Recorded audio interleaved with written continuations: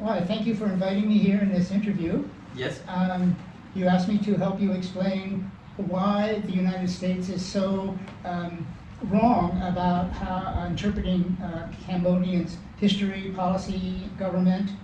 And my feeling is that they get it wrong because they simply don't know. Yeah, I want you to explain me some about how to make a real for understanding to the government of the United States about Cambodia and Cambodian people. Okay.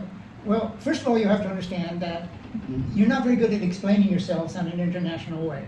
Yes, of course. And when I was in Thailand, when I mentioned about going to Cambodia, they go, "Why would you want to go to Cambodia? They're all, they're all a bunch of, they're living in the jungle." Yeah. Understanding that people don't know you very well, it's not necessarily all their fault. A part of it is your fault in not explaining yourself better to the international community. The misconception in the United States is that Cambodia is a communist country primarily because of the Khmer Rouge and Pol Pot. Well, Pol Pot was not a communist. He was a psychotic despot. He was a crazy person, and he was not a communist at all. So I heard you say last moment Cambodia is the communist country. So who said is the Cambodia is the communist country, or the world always hear about Cambodia communist country like this? Well, they misinterpret the Khmer Rouge as being a communist organization. It wasn't a communist organization. It was an organization led by Pol Pot, who was a maniacal psychotic despot. He was a crazy man. But in the West, it looked like he was a communist. And the image kind of stick with the killing fields and all these other images that are come out of Cambodia. That's not what Cambodia is anymore. Cambodia is a much different place. My concern is that the decision makers for not only just Europe, China, Malaysia, and the United States, is that the people that make decisions don't come here as tourists. They just and do you have any idea to show me how to explain the American to understand Cambodia is not communist, Cambodia is not as somebody or some country in the world as just today? Well, it's there's examples of educating or helping disadvantaged international organizations like yourself. You get experts coming in from the outside to help you do that. They explain how to present yourself to these decision makers, and they meet all the time. G7, G9, G25. They meet. These senior leaders meet all the time. You need to go to those conferences with a representative of the Cambodian government. Set up a booth so that you can explain and talk to these people personally.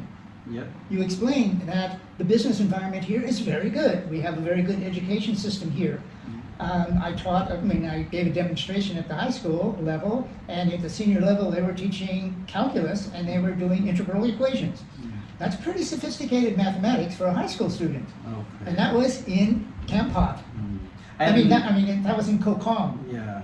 And so what it means is that Cambodia has a young, well-educated culture, society, and they're learning things. They're multilingual often, and they understand that the younger people understand that they have to access the world and to understand the world.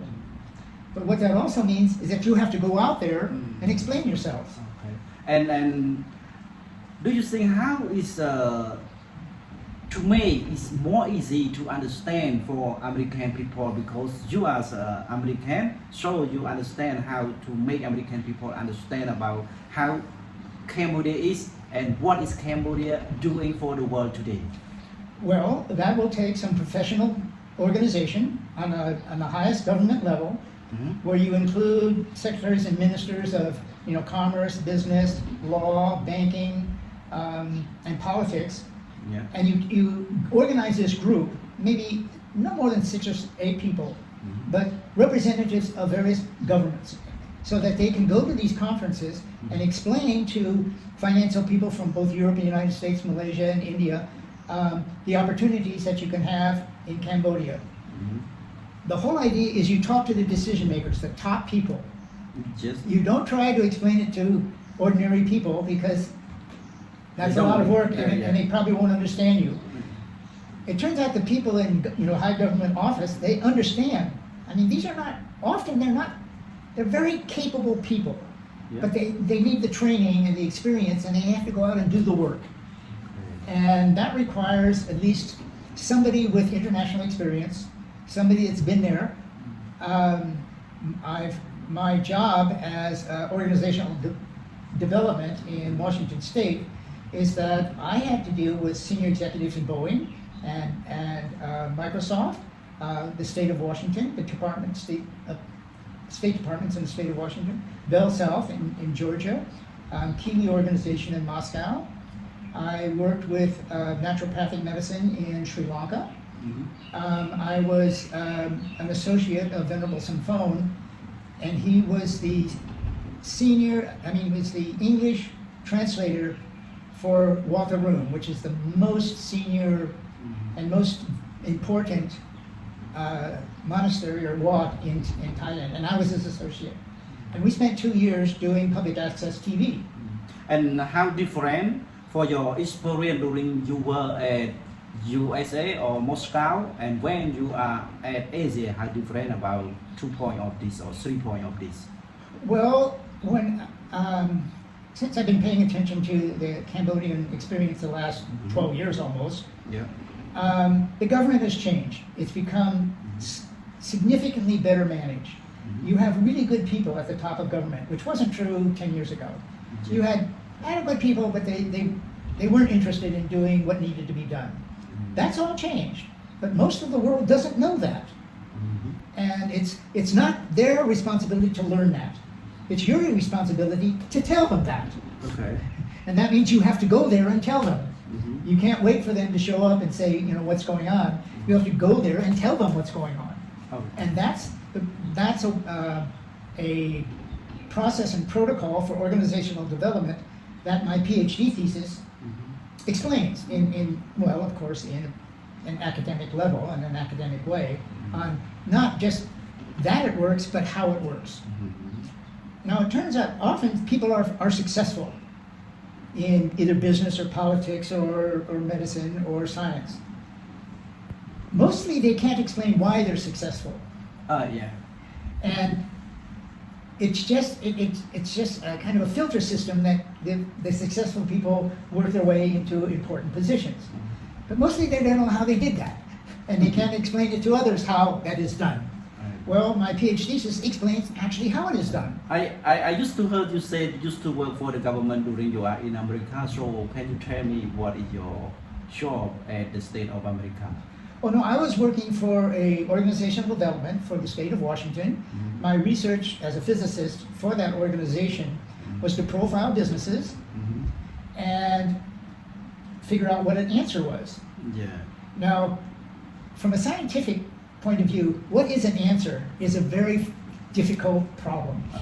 Okay, what my last question to you, what is a good opinion for Cambodia to USA during some problem happened between Cambodia and Thailand like this? Well, I think it would be helpful if I went to people that would participate in this presentation, that would travel around to different countries and talk to the governments and business people in these conferences, and I could explain to them how things work, how to explain Cambodia to them in terms that they understand. Okay. It turns out you probably don't have enough international experience to do that in a reliable way.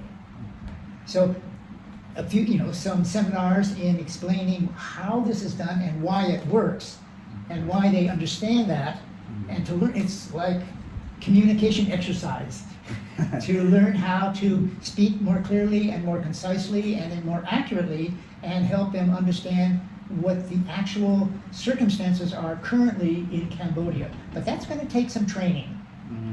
And you just can't guess. You actually have to know what the answer is. Okay, thank you, Grandpa Yaza, All right. for this interview. Grandpa's good. I hope Yeah. it will be done well for this interview from you. Thank you, and wish you well.